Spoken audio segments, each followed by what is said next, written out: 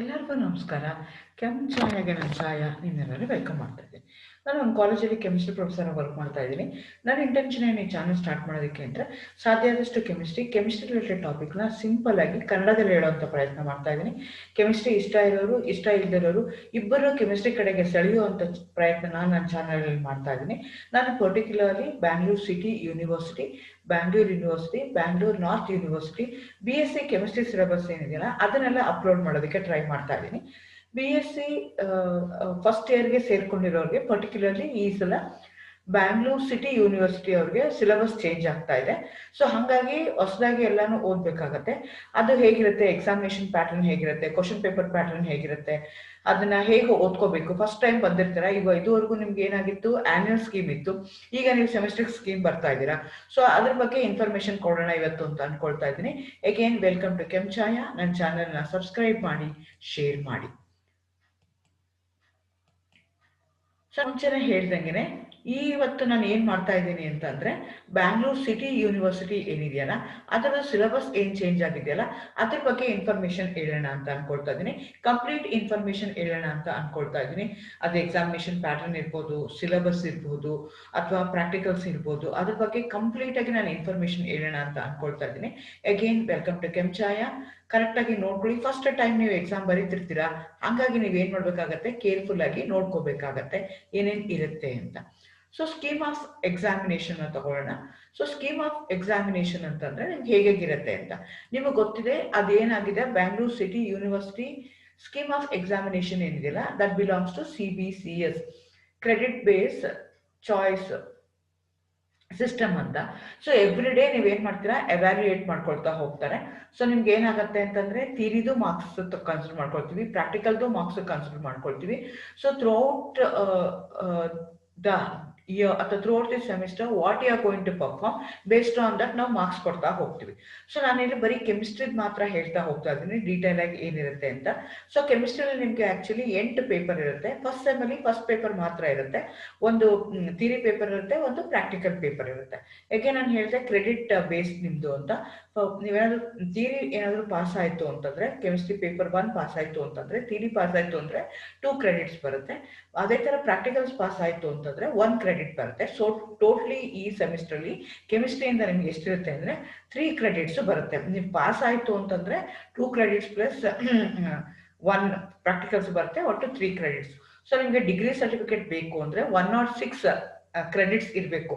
ಅಂದ್ರೆ all 6 semesters consider ಮಾಡಿಕೊಂಡು ಎಷ್ಟಿರ್ಬೇಕು ಅಂದ್ರೆ 106 ಕ್ರೆಡಿಟ್ಸ್ ಇದ್ರೆ ಮಾತ್ರ ನಿಮ್ಗೆ ಡಿಗ್ರಿ ಸರ್ಟಿಫಿಕೇಟ್ ಸಿಗುತ್ತೆ, ಇಲ್ಲಾಂದ್ರೆ ನಿಮ್ಗೆ ಡಿಗ್ರಿ ಸರ್ಟಿಫಿಕೇಟ್ ಸಿಕ್ಕೋದಿಲ್ಲ.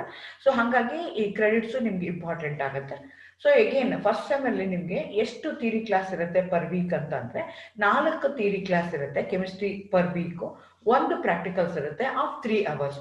ಸೊ ಟೋಟಲಿ ನೀವು ಕೆಮಿಸ್ಟ್ರಿ ಎಷ್ಟು ಓದ್ತೀರಾ ಫಸ್ಟ್ ಸೆಮಿಸ್ಟರ್ ಅಲ್ಲಿ ಅಂತಂದ್ರೆ ಒಟ್ಟು 7 ಅವರ್ಸ್ ನೀವು ಓದ್ತಾ ಹೋಗ್ತೀರಾ. ಸೊ ಎಕ್ಸಾಮಿನೇಷನ್ ಹೇಗಿರುತ್ತೆ ಅಂದ್ರೆ ಥಿಯರಿಗೂ 3 ಅವರ್ಸ್ ಇರುತ್ತೆ, ಪ್ರಾಕ್ಟಿಕಲ್ಗೂ 3 ಅವರ್ಸ್ ಇರುತ್ತೆ. ಸೊ ಎಕ್ಸಾಮಿನೇಷನ್ ಟೋಟಲ್ 6 ಅವರ್ಸ್ ನೀವು ತಗೊಳ್ತೀರಾ. Again you are going to have total marks ಎಷ್ಟಿರುತ್ತೆ, ಥಿಯರಿಗೆ ಅಂದ್ರೆ 100 ಮಾರ್ಕ್ಸ್ ಇರುತ್ತೆ, ಪ್ರಾಕ್ಟಿಕಲ್ಸ್ಗೆ ಎಷ್ಟಿರುತ್ತೆ 50 ಇರುತ್ತೆ, ಆಲ್ ಟುಗೆದರ್ ಎಷ್ಟಿರುತ್ತೆ 150 ಮಾರ್ಕ್ಸ್ ಇರುತ್ತೆ. ಆ 150 ಮಾರ್ಕ್ಸ್ ನಾವೇನ್ ಮಾಡಿದೀವಿ ಅಂದ್ರೆ ಫರ್ದರ್ ಡಿವೈಡೆಡ್ ಇಂಟು 2 ಪಾರ್ಟ್ಸ್. ಒಂದಕ್ಕೆ ಇಂಟರ್ನಲ್ ಅಸೆಸ್ಮೆಂಟ್ ಅಂತ ಹೇಳ್ತೀವಿ, ಅಂದ್ರೆ ನಾನು ಹೇಳ್ದಂಗೆ ನಿಮ್ಗೆ ಕಂಟಿನ್ಯೂಸ್ ಎವ್ಯಾಲ್ಯೂಯೇಷನ್ ಏನಾಗುತ್ತಲ್ಲ ಆ ಬೇಸಿಸ್ ಮೇಲೆ ಇಂಟರ್ನಲ್ ಅಸೆಸ್ಮೆಂಟ್ ಕೊಡ್ತಾ ಹೋಗ್ತೀವಿ. ನೆಕ್ಸ್ಟ್ ನೀವು ಎಕ್ಸಾಮ್ ಮಾಡ್ತಿರಲ್ಲ, ಎಕ್ಸಾಮ್ಗೆ ನೀವು ಬರೀತಿರಲ್ಲ, ಎಕ್ಸಾಮ್ಗೆ ಅಪಿಯರ್ ಆಗ್ತಿರಲ್ಲ, ಅದಕ್ಕೆ 70 ಮಾರ್ಕ್ಸ್ ಇರುತ್ತೆ in case of theory. Practicals ನ ನೀವು ತಗೊಂಡ್ರೆ ಪ್ರಾಕ್ಟಿಕಲ್ಸ್ ಅಲ್ಲಿ ಎಷ್ಟಿರುತ್ತೆ ಅಂದ್ರೆ 35 ಮಾರ್ಕ್ಸ್ ಪರ್ಫಾರ್ಮ್ ಮಾಡ್ತೀರಾ, ಇನ್ 15 ಮಾರ್ಕ್ಸ್ ನಿಮ್ಗೆ ಇಂಟರ್ನಲ್ ಅಸೆಸ್ಮೆಂಟ್ ಇರುತ್ತೆ. ಹೇಳ್ತಾ ಇದೀನಿ, ಟೋಟಲ್ ಇನ್ನೊಂದ್ಸಲ ಹೇಳ್ತೀನಿ ಕೇಳಿಸ್ಕೊಳ್ಳಿ. ನಿಮ್ಗೆ ಏನಾಗುತ್ತೆ, first semester chemistry paper 1 theory ಇರುತ್ತೆ, ಪ್ರಾಕ್ಟಿಕಲ್ಸ್ ಪೇಪರ್ 1 ಇರುತ್ತೆ. ಎರಡಕ್ಕೂ ಪೇಪರ್ 1 ಫಸ್ಟ್ ಸೆಮಿಸ್ಟರ್ ಇರೋದ್ರಿಂದ ಪೇಪರ್ 1 ಅಂತ ಹೇಳ್ತೀವಿ. ಸೊ ಫಸ್ಟ್ ಸೆಮಿಸ್ಟರ್ ಥಿಯರಿ ಪೇಪರ್ 1 ಏನಿದೆಯಲ್ಲ ಅದು ನೀವು you are going to answer for 100 ಮಾರ್ಕ್ಸ್ಗೆ ಆನ್ಸರ್ ಮಾಡ್ತೀರಾ. ಅದೇ ತರ ಪ್ರಾಕ್ಟಿಕಲ್ಸ್ ಕೆಮಿಸ್ಟ್ರಿ ಏನಿದೆಯಲ್ಲ that you are going to answer for 50 marks. So all together ಎಷ್ಟು ಮಾರ್ಕ್ಸ್ ಇರುತ್ತೆ ನಿಮಗೆ ಪೇಪರ್ 1 ಕೆಮಿಸ್ಟ್ರಿ 150 ಮಾರ್ಕ್ಸ್ ಇರುತ್ತೆ, which includes both theory and practicals. So ಆ 100 ಮಾರ್ಕ್ಸ್ ನ ಥಿಯರಿನಲ್ಲಿ ಇರುವಂತದನ್ನ ನಾವು ಫರ್ದರ್ ಡಿವೈಡ್ ಮಾಡ್ಕೊಳ್ತೀವಿ 30 + 70 ಅಂತ. 70 ಮಾರ್ಕ್ಸ್ಗೆ ನೀವು ಎಕ್ಸಾಮಿನೇಷನ್ ಬರೀತೀರಾ. ಇನ್ 30 ಮಾರ್ಕ್ಸ್ ನಾವು ನಿಮ್ಮನ್ನ ಎವ್ರಿ ಡೇ ಅಸೆಸ್ ಮಾಡಿ ಮಾರ್ಕ್ಸ್ ಕೊಡ್ತೀವಲ್ಲ ಅದಕ್ಕೆ ಇಂಟರ್ನಲ್ ಅಸೆಸ್ಮೆಂಟ್ ಅಂತ ನಾವು ಹೇಳ್ತೀವಿ, ಅದಕ್ಕೆ 30 ಮಾರ್ಕ್ಸ್ ಇರುತ್ತೆ. ಆ ಥರ ಪ್ರಾಕ್ಟಿಕಲ್ಸ್ ನಿಮಗೆ ಟೋಟಲಿ 50 ಮಾರ್ಕ್ಸ್ ಇದ್ರು 35 ಮಾರ್ಕ್ಸ್ಗೆ ನಿಮ್ಗೆ ಏನ್ ಮಾಡ್ತಾರೆ, ಎಕ್ಸಾಮಿನರ್ ಬಂದು ನಿಮ್ಮನ್ನ ಎಕ್ಸಾಮ್ ಮಾಡ್ತಾರೆ. You are going to they are going to evaluate you for 35 marks. You are going to perform the experiment in the lab. Another 15 marks ಅಂದ್ರೆ ಕಂಟಿನ್ಯೂಸ್ ಅಸೆಸ್ ಮಾಡಿದಾಗ ಏನ್ ಮಾರ್ಕ್ಸ್ ಕೊಡ್ತೀವಲ್ಲ ಆ ಮಾರ್ಕ್ಸ್ಗೆ ಕೊಡ್ತೀವಿ. ಸೊ ಅಂದ್ರೆ ಏನಾಯ್ತು, ಇಂಟರ್ನಲ್ ಅಸೆಸ್ಮೆಂಟ್ ಮಾರ್ಕ್ಸ್ ಎಷ್ಟಿರುತ್ತೆ, 45 marks ಇರುತ್ತೆ. ಇದು ಟೋಟಲ್ ಮಾರ್ಕ್ಸ್ ಎಷ್ಟಿರುತ್ತೆ, 105 ಇರುತ್ತೆ. ಟೋಟಲಿ ನಿಮ್ಗೆ ಎಷ್ಟಾಗುತ್ತೆ, 150 ಮಾರ್ಕ್ಸ್ ಇರುತ್ತೆ. ಕ್ರೆಡೆನ್ಶಿಯಲ್ಸ್ ಅಥವಾ ಕ್ರೆಡಿಟ್ಸ್ ಎಷ್ಟು ಬರುತ್ತೆ ಅಂದ್ರೆ 3 ಪಾಯಿಂಟ್ಸ್ ಬರುತ್ತೆ. ಈ ರೀತಿಯಾಗಿ ಸ್ಕೀಮ್ ಆಫ್ ಎವ್ಯಾಲ್ಯೂಯೇಷನ್ ಇದೆ ಅಥವಾ scheme of examination for first semester chemistry. ನಾನು ಬರೀ ಕೆಮಿಸ್ಟ್ರಿ ಮಾತ್ರ ಇಲ್ಲಿ ಹೈಲೈಟ್ ಮಾಡಿ ಹೇಳ್ತಾ ಇದ್ದೀನಿ. That's the way we are going to have. ನಾ ಮುಂಚೆನೆ ಹೇಳಿದೆ ನಿಮ್ಗೆ ಪ್ರಾಕ್ಟಿಕಲ್ಸ್ಗೆ ಮತ್ತೆ ಥಿಯರಿಗೆ ಎರಡಕ್ಕೂ ನಿಮ್ಗೆ ಏನಾಗಿರುತ್ತೆ ಅಂದ್ರೆ ನಮ್ಗೆ ಇಂಟರ್ನಲ್ ಅಸೆಸ್ಮೆಂಟ್ ಇರುತ್ತೆ ಅಂತ. ಆ ಇಂಟರ್ನಲ್ ಅಸೆಸ್ಮೆಂಟ್ ನಮಗೆ ಕಂಟಿನ್ಯೂಸ್ ಎವ್ಯಾಲ್ಯೂಯೇಷನ್ ಮಾಡ್ತಾ ಇದ್ದೀವಿ. ಸೊ ಹಾಗಾಗಿ ಅದು ಹೇಗೆ ಕೊಡ್ತೀವಿ ಅಂದ್ರೆ ಅಟೆಂಡೆನ್ಸ್ ಅಂದ್ರೆ ಥ್ರೂ ದಿ ಸೆಮಿಸ್ಟರ್ ನಿಮ್ಗೆ ಎಷ್ಟು ಅಟೆಂಡೆನ್ಸ್ ಬಂದಿದೆ, 100% ಅಟೆಂಡೆನ್ಸ್ ಇದೆಯಾ, ಅದಕ್ಕೆ ನಾವೇನ್ ಮಾಡ್ತೀವಿ 5 ಮಾರ್ಕ್ಸ್ ನ ಕೊಡ್ತೀವಿ. ಪ್ರಾಜೆಕ್ಟ್ಸ್ ಏನಾದ್ರೂ ನೀವು ಮಾಡಿದ್ರೆ 5 ಮಾರ್ಕ್ಸ್ ನ ಕೊಡ್ತೀವಿ. ಮಾಕ್ ಟೆಸ್ಟ್ ಮಾಡ್ತೀವಿ, ಅದ್ರದ್ದು ಏನ್ ಮಾರ್ಕ್ಸ್ ಬರುತ್ತಲ್ಲ ಆ ಮಾರ್ಕ್ಸ್ ಬೇಸಿಸ್ ಮೇಲೆ ಇನ್ನ 5 ಮಾರ್ಕ್ಸ್ ಕೊಡ್ತೀವಿ. ಸೊ ಈ ರೀತಿಯಾಗಿ ನಿಮ್ಗೆ internal assessment for practicals 15 marks ಏನಿದೆಯಲ್ಲ ಅದು ಹೇಗೆ ಡಿವೈಡ್ ಆಗಿರುತ್ತೆ ಅಂತಂದ್ರೆ 5 ಮಾರ್ಕ್ಸ್ ಅಟೆಂಡೆನ್ಸ್ಗೆ, 5 ಮಾರ್ಕ್ಸ್ ಪ್ರಾಜೆಕ್ಟ್ಗೆ, 5 ಮಾರ್ಕ್ಸ್ ಟೆಸ್ಟ್ಗೆ ನಿಮ್ಗೆ ಡಿವೈಡ್ ಆಗಿರುತ್ತೆ. ಇನ್ 35 ಮಾರ್ಕ್ಸ್ ನೀವೇನ್ ಮಾಡ್ತೀರಾ, ಪರ್ಫಾರ್ಮ್ ಮಾಡ್ತೀರಾ ಲ್ಯಾಬ್ ಅಲ್ಲಿ. ಆಯ್ತರ ಇಂಟರ್ನಲ್ ಅಸೆಸ್ಮೆಂಟ್ ಥಿಯರಿಗೆ ಏನಿರುತ್ತೆ ಅಂದ್ರೆ 30 ಮಾರ್ಕ್ಸ್ ಇರುತ್ತೆ ಅಂತ ಹೇಳಿದೆ. ಆ 30 ಮಾರ್ಕ್ಸ್ ನ ಹೇಗೆ ಡಿವೈಡ್ ಮಾಡ್ತೀವಿ ಅಂದ್ರೆ 10 marks for attendance, another 10 marks for assignments and another 10 marks for test. ಅಲ್ಲಿ ಹೇಗೆ ನಾವು ಪ್ರಾಕ್ಟಿಕಲ್ಸ್ಗೆ 5 ಮಾರ್ಕ್ಸ್ ನ 15 ಮಾರ್ಕ್ಸ್ ನ 5 ಮಾರ್ಕ್ಸ್ ಆಗಿ ಡಿವೈಡ್ ಮಾಡಿದೀವಲ್ಲ, ಅದೇ ರೀತಿ ಇಲ್ಲಿ ಥಿಯರಿನ 10 ಮಾರ್ಕ್ಸ್ ಆಗಿ ಡಿವೈಡ್ ಮಾಡಿದೀವಿ. ಸೊ ನಿಮ್ಗೆ 100% ಅಟೆಂಡೆನ್ಸ್ ಇದ್ರೆ 100 ಮಾರ್ಕ್ಸ್ ಫುಲ್ ಮಾರ್ಕ್ಸ್ 10 ಮಾರ್ಕ್ಸ್ ಬರುತ್ತೆ. 100% ಅಟೆಂಡೆನ್ಸ್ ಇದ್ರೆ ಕಡಿಮೆ ಆಗ್ತಾ ಇದ್ರೆ ಅದಕ್ಕೆ ಮಾರ್ಕ್ಸ್ ಕಡಿಮೆ ಆಗ್ತಾ ಹೋಗುತ್ತೆ. ಯಾಕೆ ಲೆಸ್ ದ್ಯಾನ್ 75% ಇತ್ತು ಅಂತ ಇಟ್ಕೊಳ್ಳೋಣ, both in theory and practicals ನಿಮ್ಗೆ ಎಕ್ಸಾಮ್ಗೆ ನಾವು ಕೂರ್ಸೋದೇ ಇಲ್ಲ. As per the rules, examination rules ಪ್ರಕಾರ, ಯೂನಿವರ್ಸಿಟಿ ರೂಲ್ಸ್ ಪ್ರಕಾರ ನಿಮ್ಗೆ 75% ಅಂಡ್ ಅಬೋವ್ ಇದ್ರೆ ಮಾತ್ರನೇ you are eligible to take up the examination. ಇಲ್ಲ ನಿಮ್ಗೆ ಎಕ್ಸಾಮಿನೇಷನ್ ತಗೊಳ್ಳೋಕೆ ಕೊಡೋದಿಲ್ಲ. ಅದೇ ರೀತಿ ಅಸೈನ್ಮೆಂಟ್ಸ್. ಸೊ ಈಗ ನಿಮ್ಗೆ 4 ಜನ ಟೀಚರ್ ಬರ್ತಾ ಇದ್ದಾರೆ ಫಸ್ಟ್ ಸೆಮ್ಗೆ ಅಂದ್ರೆ 4 ಜನ ನಿಮ್ಗೆ ಏನ್ ಮಾಡ್ತಾರೆ, ಅಸೈನ್ಮೆಂಟ್ ಕೊಟ್ಟಿರ್ತಾರೆ. ನೀವು 4 ಅಸೈನ್ಮೆಂಟ್ ಕೊಟ್ಟಿದ್ರೆ ಮಾತ್ರ you get the marks, 10 marks. ಇಲ್ಲ ಅಂದ್ರೆ ನಿಮ್ಗೆ ಇರೋದಿಲ್ಲ. ನೆಕ್ಸ್ಟ್ ಅದೇ ತರ ಏನ್ ಮಾಡ್ತೀವಿ ನಾವು, 2 ಟೆಸ್ಟ್ ನ ಮಾಡ್ತೀವಿ. ಆ 2 ಟೆಸ್ಟ್ ತಗೊಂಡು ಅದ್ರದ್ದು ಆವರೇಜ್ ನ ತಗೊಳ್ತೀವಿ. ಅದನ್ನ ನಿಮ್ಗೆ ಟೆಸ್ಟ್ ಮಾರ್ಕ್ಸ್ಗೆ ಅದನ್ನ we reduce that to 10 marks ಮಾಡ್ಕೊಂಡು ನಿಮ್ಗೆ ಮಾರ್ಕ್ಸ್ ಕೊಡ್ತೀವಿ. ಈ ರೀತಿಯಾಗಿ ಎಲ್ಲಾನು ನಾವೇನ್ ಮಾಡ್ತೀವಿ ಅಂತಂದ್ರೆ, ನೀವು ಅನ್ಕೊಂಡ್ಬೋದು ಇಂಟರ್ನಲ್ ಅಸೆಸ್ಮೆಂಟ್ ಕಾಲೇಜರು ಕೊಡ್ತಾರೆ, ಹೇಗ್ ಬೇಕಾದ್ರೂ ಕೊಡ್ತಾರೆ, ಹಂಗ್ ಕೊಡೋಕ್ ಆಗೋದಿಲ್ಲ. ಸೊ ನಿಮ್ದು ಏನ್ ನೀವು how you are going to perform, ನಿಮ್ದು ಪರ್ಫಾರ್ಮೆನ್ಸ್ ಹೆಂಗಿದೆ, ಅಟೆಂಡೆನ್ಸ್ ಹೆಂಗಿದೆ, ಅಸೈನ್ಮೆಂಟ್ ಕೊಟ್ಟಿದ್ದೀರಾ, ಮಾರ್ಕ್ ಟೆಸ್ಟ್ ಹೇಗಿದೆ, ಅದ್ರ ಎಲ್ಲದನ್ನು ಮೇಲೆ ನಾವು ಡಿಸೈಡ್ ಮಾಡಿ ನಾವೇನ್ ಮಾಡ್ತೀವಿ, ಮಾರ್ಕ್ಸ್ ನ ಕೊಡ್ತಾ ಹೋಗ್ತೀವಿ. ಥಿಯರಿಗೆ ಎಷ್ಟಿರುತ್ತೆ, 30 ಮಾರ್ಕ್ಸ್ ಇರುತ್ತೆ. ಆ 30 ಮಾರ್ಕ್ಸ್ ನ 3 ಪ್ಯಾರಾಮೀಟರ್ ಆಗಿ ಡಿವೈಡ್ ಮಾಡ್ತಾ ಇದೀವಿ, 10 each. 10 marks attendance, 10 marks attendance assignment, 10 marks ಟೆಸ್ಟ್ಗೆ ಕೊಡ್ತೀವಿ. ಅದೇ ತರ ನಿಮ್ಗೆ ಪ್ರಾಕ್ಟಿಕಲ್ಸ್ ನ ಕನ್ಸಿಡರ್ ಮಾಡ್ಕೊಂಡ್ರೆ ಅದನ್ನು 3 ಪ್ಯಾರಾಮೀಟರ್ ಡಿವೈಡ್ ಮಾಡ್ತಾ ಇದೀವಿ. ಈಚ್ ಪ್ಯಾರಾಮೀಟರ್ಗೆ 5 ಮಾರ್ಕ್ಸ್ ಇರುತ್ತೆ. ಅಟೆಂಡೆನ್ಸ್ಗೆ 5 ಮಾರ್ಕ್ಸ್, ಪ್ರಾಜೆಕ್ಟ್ಗೆ 5 ಮಾರ್ಕ್ಸ್, ಮಾರ್ಕ್ ಟೆಸ್ಟ್ಗೆ 5 ಮಾರ್ಕ್ಸ್. ಆ ರೀತಿಯಾಗಿ ನಿಮ್ಗೆ ಇರುತ್ತೆ. ಹಾಗಾದ್ರೆ ಎಕ್ಸಾಮಿನೇಷನ್ ಪ್ಯಾಟರ್ನ್ ಹೇಗಿರುತ್ತೆ? ಸೊ ನಿಮ್ಗೆ ಇದು ಥಿಯರಿದಾಯ್ತು. ಇಂಟರ್ನಲ್ ಅಸೆಸ್ಮೆಂಟ್ ಹೇಳಿದೆ. ಅದೇ ಥಿಯರಿ ನಾನು ಹೇಳಿದೆ 70 ಮಾರ್ಕ್ಸ್ಗೆ ನೀವು ಬರೀತೀರಿ ಅಂತ ಹೇಳ್ತಾ ಇದ್ದೀನಿ. ಆ 70 ಮಾರ್ಕ್ಸ್ಗೆ ಹೇಗೆ ಬರೀತೀರಿ ಅಂತಂದ್ರೆ ನೋಡ್ರಿ, ಈ ತರ ಕ್ವಶನ್ ಪೇಪರ್ ಪ್ಯಾಟರ್ನ್ ಇರುತ್ತೆ.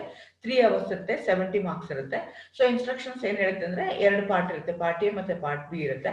ಸೊ ನೀವು ಎರಡನ್ನೂ ಬರೀಬೇಕಾಗುತ್ತೆ. Since it's a chemistry paper, ಎಲ್ಲೆಲ್ಲಿ ಡಯಾಗ್ರಾಮ್ಸ್ ಬೇಕೋ, ಎಲ್ಲೆಲ್ಲಿ ಈಕ್ವೇಶನ್ಸ್ ಬೇಕೋ ಅಲ್ಲೆಲ್ಲ ನೀವು ನೆಸೆಸರಿಯಾಗಿ ಬರೀಬೇಕಾಗತ್ತೆ. ಪಾರ್ಟ್ ಎ ನಲ್ಲಿ ಏನಾಗಿರುತ್ತೆ ಅಂದ್ರೆ, you are going to have 7 question. Part A ನಲ್ಲಿ 7 ಕ್ವಶನ್ಸ್ ಬರೀಬೇಕಾಗತ್ತೆ.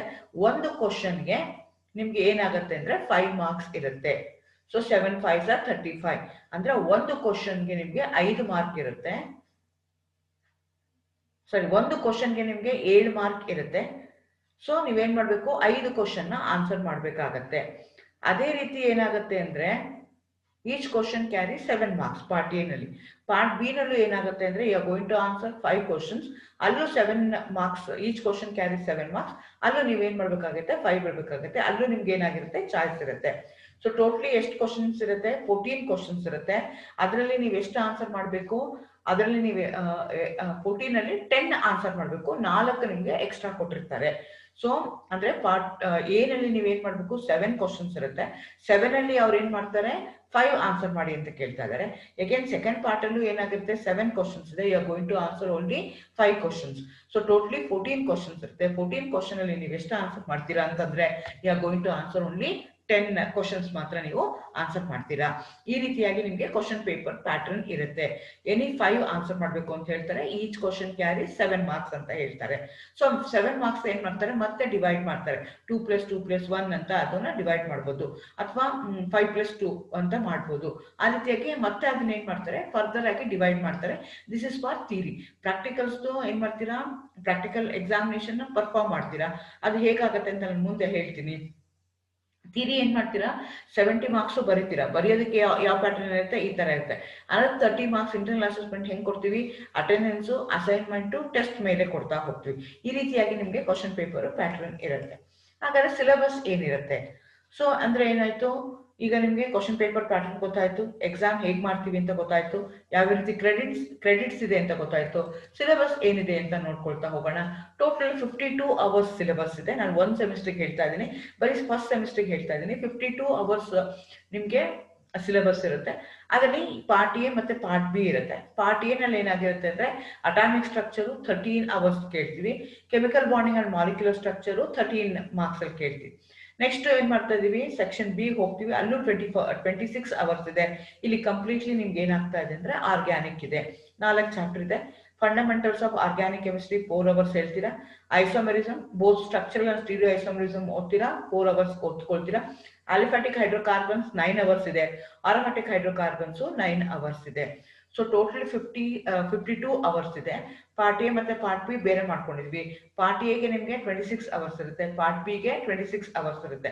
ಪಾರ್ಟ್ ಎ ಏನಿದೆಯಲ್ಲ ಅದು ಜನರಲ್ ಕೆಮಿಸ್ಟ್ರಿ ಇದೆ, ಮತ್ತೆ ಅಥವಾ ಫಿಸಿಕಲ್ ಕೆಮಿಸ್ಟ್ರಿ ಇದೆ, ಮತ್ತೆ ಇನ್ನೊಂದು ಇನ್ಆರ್ಗ್ಯಾನಿಕ್ ಕೆಮಿಸ್ಟ್ರಿ ಇದೆ. ಪಾರ್ಟ್ ಬಿ ನಲ್ಲಿ ಕಂಪ್ಲೀಟ್ಲಿ ನಿಮ್ಗೆ ಏನಾಗ್ತಾ ಇದೆ ಆರ್ಗ್ಯಾನಿಕ್ ಕೆಮಿಸ್ಟ್ರಿ ಇದೆ. ಸೊ ಟೋಟಲಿ 52 ಅವರ್ಸ್ ನಿಮ್ಗೆ ಇರ್ತಾ ಹೋಗುತ್ತೆ. ಸೊ ಸಿಲೆಬಸ್ ನ ನೋಡ್ತಾ ಹೋದ್ರೆ ಫಸ್ಟ್ ಚಾಪ್ಟರ್ ನಾನು ಮುಂಚೆನೆ ಹೇಳ್ದಂಗೆ ಅಟಾಮಿಕ್ ಸ್ಟ್ರಕ್ಚರ್ 13 ಅವರ್ಸ್ ಇರುತ್ತೆ. ಅದೇ ಅಟಾಮಿಕ್ ಸ್ಟ್ರಕ್ಚರ್ದು very elementary things, basic things ನ ಓದ್ಕೊಳ್ತೀರಾ. ಅದಾದ್ಮೇಲೆ ಇಂಟ್ರೊಡಕ್ಷನ್ ಟು ಕ್ವಾಂಟಮ್ ಮೆಕ್ಯಾನಿಕ್ಸ್ ಏನಿದೆಯಲ್ಲ ಅದನ್ನ ನೀವೇನ್ ಮಾಡ್ತಾ ಹೋಗ್ತೀರಾ, ಇನ್ ಡೀಟೇಲ್ ಆಗಿ ಓದ್ತೀರಾ. ಸೊ ಟೋಟಲಿ ಏನಾಗುತ್ತೆ 13 ಅವರ್ಸ್ ಆಗುತ್ತೆ. ಜನರಲಿ ಅದರ ಒಬ್ಬರು ಟೀಚರು ಇದನ್ನ ಕಂಪ್ಲೀಟ್ಲಿ 13 ಅವರ್ಸ್ ನ ಅವರು ಕವರ್ ಮಾಡ್ತಾರೆ. ಅದು ಒಂದು ಪಾರ್ಟ್. ಸೆಕೆಂಡ್ ಪಾರ್ಟ್ ಅಲ್ಲಿ ಏನಾಗುತ್ತೆ ಅಂದ್ರೆ complete chemical bonding and molecular structure ಓದ್ತೀರಾ. ಇದನ್ನು 30 ಅವರ್ಸ್ ಇರುತ್ತೆ. ಇದನ್ನ ಯಾವ್ದಾದ್ರು ಒಬ್ರು ಟೀಚರ್ ತಗೊಳ್ತಾರೆ. ಇದ್ರಲ್ಲಿ ಏನಾಗುತ್ತೆ ಅಂದ್ರೆ different types of chemical bonding ನ ಇನ್ ಡೀಟೇಲ್ ಆಗಿ ನೀವು ಓದ್ತಾ ಹೋಗ್ತೀರಾ. ಅಯಾನಿಕ್ ಬಾಂಡ್ ಓದ್ತೀರಾ, ಕೋವೆಲೆಂಟ್ ಬಾಂಡ್ ಓದ್ತೀರಾ, ನೆಕ್ಸ್ಟ್ ಮೆಟಾಲಿಕ್ ಬಾಂಡ್ ಮತ್ತೆ ಅದ್ರದ್ದು ಓದ್ತೀರಾ. ಸೊ ಡೀಟೇಲ್ ಆಗಿ ಈ 3 ಬಾಂಡ್ಸ್ ನ ನೀವು ಈ ಚಾಪ್ಟರ್ ಅಲ್ಲಿ ಓದ್ತಾ ಹೋಗ್ತೀರಾ. ಅದಾದ್ಮೇಲೆ ಇದು ಪಾರ್ಟ್ ಎ ಮುಗ್ದೋಯ್ತು. ಪಾರ್ಟ್ ಬಿ ಬರ್ತೀರಾ. ಪಾರ್ಟ್ ಬಿ ನಲ್ಲಿ ಆರ್ಗ್ಯಾನಿಕ್ ಕೆಮಿಸ್ಟ್ರಿ ಇದೆ. ಅಲ್ಲಿ 4 ಚಾಪ್ಟರ್ ಇದೆ. 3ನೇ ಚಾಪ್ಟರ್ ಏನ್ ಹೇಳುತ್ತೆ ಅಂದ್ರೆ ಫಂಡಮೆಂಟಲ್ಸ್ ಆಫ್ ಆರ್ಗ್ಯಾನಿಕ್ ಕೆಮಿಸ್ಟ್ರಿ ಹೇಳುತ್ತೆ. ಅಲ್ಲಿ ಬಾಂಡ್ ಕ್ಲೀವೇಜ್ ಅಂದ್ರೆ ಏನು, ಟೈಪ್ಸ್ ಆಫ್ ರಿಯೇಜನ್ಸ್ ಅಂದ್ರೆ ಏನು, ರಿಯಾಕ್ಟಿವ್ ಇಂಟರ್ಮೀಡಿಯೇಟ್ಸ್ ಅಂದ್ರೆ ಏನು, ಟೈಪ್ಸ್ ಆಫ್ ರಿಯಾಕ್ಷನ್ಸ್, ಇದನ್ನೆಲ್ಲ ನೀವೇನ್ ಮಾಡ್ತಾ ಹೋಗ್ತೀರಾ, ಡೀಟೇಲ್ ಆಗಿ ಓದ್ತಾ ಹೋಗ್ತೀರಾ. ನೆಕ್ಸ್ಟ್ ಚಾಪ್ಟರ್ ನ ತಗೊಂಡ್ರೆ ನೀವು 4th ಚಾಪ್ಟರ್ ಐಸೋಮೆರಿಸಮ್ ಅಂತ ಹೇಳ್ತೀವಿ. ಐಸೋಮೆರಿಸಮ್ ಅಲ್ಲಿ 2 ತರ ಐಸೋಮೆರಿಸಮ್ ಇದೆ. ಸ್ಟ್ರಕ್ಚರಲ್ ಐಸೋಮೆರಿಸಮ್, ಸ್ಟೀರಿಯೋ ಐಸೋಮೆರಿಸಮ್ ಅಂತ. ಎರಡನ್ನೂ ನೀವೇನ್ ಮಾಡ್ತೀರಾ, ಇನ್ ಡೀಟೇಲ್ ಆಗಿ ಓದ್ತೀರಾ. Next conformations with respect to ethane and butane ಅಥವಾ ಸೈಕ್ಲೋಹೆಕ್ಸೇನ್ ಇನ್ ಡೀಟೇಲ್ ಆಗಿ ನೀವು ಓದ್ತೀರಾ. ಇದಕ್ಕೆ ನಿಮ್ಗೆ 4 ಅವರ್ಸ್ ಚಾಪ್ಟರ್ ಇದೆ. ಅಗೇನ್ ನೆಕ್ಸ್ಟ್ 5th ಚಾಪ್ಟರ್ ಬಂದ್ರೆ 9 ಅವರ್ಸ್ ಇದೆ. Aliphatic hydrocarbons. ಆಲ್ಫ್ಯಾಟಿಕ್ ಅಂದ್ರೆ ಏನು, ಓಪನ್ ಚೈನ್ ಕಾಂಪೌಂಡ್ಸ್ ಗೆ ನಾವು ಆಲಿಫ್ಯಾಟಿಕ್ ಹೈಡ್ರೋಕಾರ್ಬನ್ಸ್ ಅಂತೀವಿ. ಅದರಲ್ಲಿ ಆಲ್ಕೇನ್ಸ್ ಓದ್ತೀರಾ, ಆಲ್ಕೀನ್ಸ್ ಓದ್ತೀರಾ, ಡೈನ್ಸ್ ಓದ್ತೀರಾ, ಆಲ್ಕೈನ್ಸ್ ನ ಓದ್ತೀರಾ. ಹಂಗಂದ್ರೆ ಏನು, ಪ್ರಿಪ್ರೇಷನ್ ಏನು, ಅದ್ರದ್ದು ಯೂಸಸ್ ಏನು, ಅದ್ರ ರಿಯಾಕ್ಷನ್ಸ್ ಏನು, ಅದನ್ನೆಲ್ಲ ಓದ್ತೀರಾ. ಸೊ ಹಿಂಗೆ ಟೋಟಲಿ ನಿಮ್ಗೆ ಎಷ್ಟಾಗಿದೆ, ಒಟ್ಟು 6 ಚಾಪ್ಟರ್ ಇರುತ್ತೆ. 6ನೇ ಚಾಪ್ಟರ್ ಅಲ್ಲಿ ಏನಾಗುತ್ತೆ ಅಂದ್ರೆ ಅರೋಮ್ಯಾಟಿಕ್ ಹೈಡ್ರೋಕಾರ್ಬನ್ಸ್ ಓದ್ತೀರಾ. ಇದು 9 ಅವರ್ಸ್ ಇದೆ. ನಾಮಕ್ಲೇಚರ್, ಆರೋಮ್ಯಾಟಿಸಿಟಿ ಅಂದ್ರೆ ಏನು, ಆಂಟಿ ಆರೋಮ್ಯಾಟಿಸಿಟಿ ಅಂದ್ರೆ ಏನು, ನಾನ್ ಆರೋಮ್ಯಾಟಿಕ್ಸ್, ಆಮೇಲೆ ಓರಿಯೆಂಟಿಂಗ್ ಇನ್ಫ್ಲೂಯೆನ್ಸ್ ಆಫ್ ದಿ ಸಬ್ಸ್ಟಿಟ್ಯೂಯೆಂಟ್, ಇದನ್ನೆಲ್ಲ ಡೀಟೇಲ್ ಆಗಿ ನೀವು ಓದ್ತೀರಾ. ಸೊ ಟೋಟಲಿ ಎಷ್ಟಾಗಿರುತ್ತೆ 52 ಅವರ್ಸ್ ಇದೆ. ಅದರಲ್ಲಿ 26 ಅವರ್ಸ್ ಪಾರ್ಟ್ ಎ ನಲ್ಲಿ ಇರುತ್ತೆ, 26 ಅವರ್ಸ್ ಪಾರ್ಟ್ ಬಿ ನಲ್ಲಿ ಇರುತ್ತೆ. ಸೊ ಈ ರೀತಿಯಾಗಿ ನೀವು ಇದನ್ನೆಲ್ಲ 52 ಅವರ್ಸ್ ಓದ್ಬೇಕು. ಇಲ್ಲಿ ಅಗೇನ್ ಈಗ ಮುಂಚೆ ಅಂದ್ರೆ ನೀವು ಲೋಯರ್ ಕ್ಲಾಸ್ಗಳೆಲ್ಲ ಏನಾಗಿರುತ್ತೆ ಅಂದ್ರೆ you have your own text books. ಈಗ ಫಾರ್ ಎಕ್ಸಾಂಪಲ್ ಹೈಸ್ಕೂಲ್ ಆಗಿರ್ಬೋದು ಅಥವಾ PUC ಇರ್ಬೋದು. ಸೊ ಫಸ್ಟ್ PUC ಗೆ, ಸೆಕೆಂಡ್ PUC ಗೆ ಅಂತ ಏನ್ ಮಾಡ್ತೀವಿ, ಬುಕ್ಸ್ ಇರುತ್ತೆ. ಅದು ನೀವು higher studies since you are in a graduate section ಇರೋದ್ರಿಂದ, since you are in degree ಇರೋದ್ರಿಂದ, ಸೊ ನೀವೇನ್ ಮಾಡ್ಬೇಕು ಅಂದ್ರೆ ಪರ್ಟಿಕ್ಯುಲರ್ ಟೆಕ್ಸ್ಟ್ ಬುಕ್ ಯೂಸ್ ಮಾಡಬಾರ್ದು, ಇದ್ರೂ ಮಾಡಬಾರ್ದು. You should go to different text book. ಪ್ರತಿಯೊಂದೊಂದು ಚಾಪ್ಟರ್ಗೂ ಒಂದೊಂದು ಟೆಕ್ಸ್ಟ್ ಬುಕ್ಗಳನ್ನ ನೀವು ರೆಫರ್ ಮಾಡಿ ಅದನ್ನ ನೀವು ನೋಡ್ಕೋಬೇಕಾಗತ್ತೆ. ಸೊ ಹಾಗಾಗಿ ಯು ಶುಡ್ ಫ್ರೀಕ್ವೆಂಟ್ಲಿ ನೀವು ಏನ್ ಮಾಡ್ಬೇಕಾಗತ್ತೆ, ಲೈಬ್ರರಿಗೆ ಹೋಗ್ಬೇಕಾಗತ್ತೆ, ಬೇರೆ ಬೇರೆ ರೆಫರೆನ್ಸ್ ಬುಕ್ಗಳನ್ನ ನೀವು ಚೆಕ್ ಮಾಡ್ಕೋಬೇಕಾಗತ್ತೆ. ಹೇಗೆ ಆ ರೆಫರೆನ್ಸ್ ಬುಕ್ ನ ನೀವು ಕನ್ಸಿಡರ್ ಮಾಡ್ಕೊಂಡ್ರೆ ಅದರಲ್ಲಿ ಇಂಡಿಯನ್ ಆಥರ್ ಬುಕ್ಸ್ ಇರ್ಬೋದು, ಫಾರಿನ್ ಆಥರ್ ಬುಕ್ಸ್ ಇರ್ಬೋದು, ಬಟ್ ಜನರಲಿ ಆವ್ರೇಜ್ ಸ್ಟೂಡೆಂಟ್ಸ್ಗೆ ಅಥವಾ ಕನ್ನಡ ಮೀಡಿಯಂ ಇಂದ ಹೋಗಿರುವಂತ ಸ್ಟೂಡೆಂಟ್ಸ್ಗೆ ನೀವು ಇಂಡಿಯನ್ ಆಥರ್ ಬುಕ್ಗಳು ಓದ್ಕೊಂಡ್ರೆ ಈಸಿ ಆಗುತ್ತೆ. ಯಾಕಂದ್ರೆ ಫಾರಿನ್ ಆಥರ್ ಲ್ಯಾಂಗ್ವೇಜ್ ಏನಾಗುತ್ತೆ ಅಂದ್ರೆ ಸಮಥಿಂಗ್ ಡಿಫ್ರೆಂಟ್ ಇರುತ್ತೆ, ನಮ್ಗೆ ಅದು ಅರ್ಥ ಮಾಡ್ಕೊಳ್ಳೋದಕ್ಕೆ ಕಷ್ಟ ಆಗುತ್ತೆ. ಸೊ ಹಾಗಾಗಿ ನಾನು ವಾಟ್ ಐ ಪ್ರಿಫರ್ ಅಂತಂದ್ರೆ ನಿಮ್ಗೆ ತುಂಬಾ ಈಸಿಯಾಗಿ ಅರ್ಥ ಆಗುವಂಥದ್ದು ಸಿಂಪಲ್ ಲ್ಯಾಂಗ್ವೇಜ್ ಅಲ್ಲಿ ಬರ್ದಿರುವಂತ ಬುಕ್ಗಳನ್ನ ನೀವು ರೆಫರ್ ಮಾಡ್ಕೊಂಡ್ರೆ ಈಸಿ ಆಗುತ್ತೆ. ಹೀಗೆ ನಾನು ಅಟಾಮಿಕ್ ಸ್ಟ್ರಕ್ಚರ್ಗೆ ನೀವು ತಗೊಂಡ್ರೆ ಪ್ರಿನ್ಸಿಪಲ್ಸ್ ಆಫ್ ಫಿಸಿಕಲ್ ಕೆಮಿಸ್ಟ್ರಿ ಅಂತಿದೆಯಲ್ಲ, ಆ ಬುಕ್ ಓದಿದ್ರೆ ನಿಮ್ಗೆ ತುಂಬಾ ಯೂಸ್ ಆಗತ್ತೆ. ಪೂರಿ, ಶರ್ಮಾ ಅಂಡ್ ಪತಾನಿಯಾ ಅಂತ ಈ 3 ಜನ 3 ಆಥರ್ಸ್ ಬರ್ದಿದ್ದಾರೆ. ಇದು ಮತ್ತೆ ಮತ್ತೆ ಹೊಸ ಹೊಸ ಎಡಿಷನ್ಸ್ ಬಂದಿದೆ. ನೀವು ಈ ಬುಕ್ ನ ರೆಫರ್ ಮಾಡ್ಕೊಂಡ್ರೆ ಅಟಾಮಿಕ್ ಸ್ಟ್ರಕ್ಚರ್ಗೆ ಈಸಿ ಆಗತ್ತೆ. ಅದೇ ರೀತಿ ಕ್ವಾಂಟಮ್ ಮೆಕ್ಯಾನಿಕ್ಸ್ಗೆ ಬಂದ್ರೆ ನಿಮ್ಗೆ ರಾಬರ್ಟ್ ಸ್ಕೋಹರ್ ಬರ್ದಿರುವಂತದ್ದು ಪಿಯರ್ಸನ್ ಪಬ್ಲಿಕೇಶನ್, ಇದನ್ನ ನೀವು ರೆಫರ್ ಮಾಡಿದ್ರೆ ನಿಮ್ಗೆ ಯೂಸ್ ಆಗತ್ತೆ. ಸೊ ಅದೇ ರೀತಿ ನಿಮ್ಗೆ ಕೆಮಿಕಲ್ ಬಾಂಡಿಂಗ್ ಬಂದ್ರೆ so inorganic chemistry, principles of inorganic chemistry by Puri, Sharma and Kalia, ಆ ಬುಕ್ ನ ರೆಫರ್ ಮಾಡ್ಬೋದು.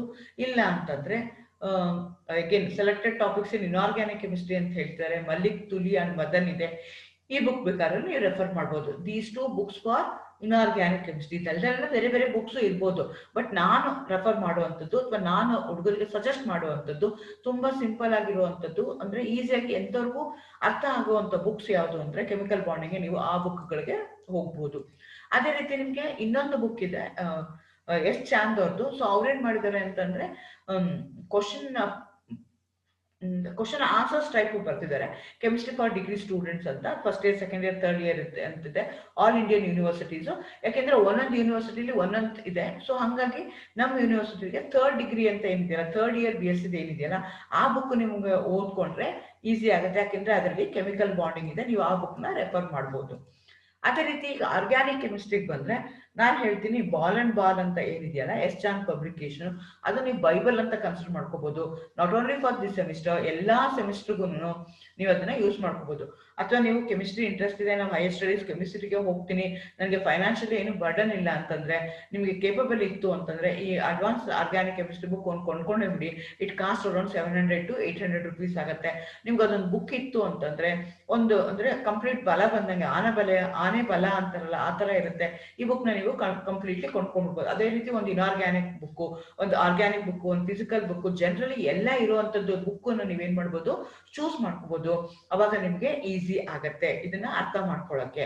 ಸೊ ಈ ರೀತಿಯಾಗಿ ನೀವ್ ಏನ್ ಮಾಡ್ಬೇಕಾಗತ್ತೆ, ನಾನು ಇವತ್ತಿನ ವಿಡಿಯೋದಲ್ಲಿ ಏನೇನು ಎಕ್ಸ್ಪ್ಲೇನ್ ಮಾಡಿದೆ ಅಂತಂದ್ರೆ ಎಕ್ಸಾಮಿನೇಷನ್ ಪ್ಯಾಟರ್ನ್ ಹೇಗಿರುತ್ತೆ, ಕ್ವಶನ್ ಪೇಪರ್ ಪ್ಯಾಟರ್ನ್ ಹೇಗಿರುತ್ತೆ ಅಂತ ಹೇಳಿದೆ, ಸಿಲೆಬಸ್ ಏನು ಅಂತ ಹೇಳಿದೆ, ರೆಫರೆನ್ಸ್ ಬುಕ್ಸ್ ಯಾವ್ದಿದೆ ಅಂತ ನಾನು ನಿಮ್ಗೆ ಇನ್ ಡೀಟೇಲ್ ಆಗಿ ಹೇಳ್ತಾ ಇದ್ದೀನಿ.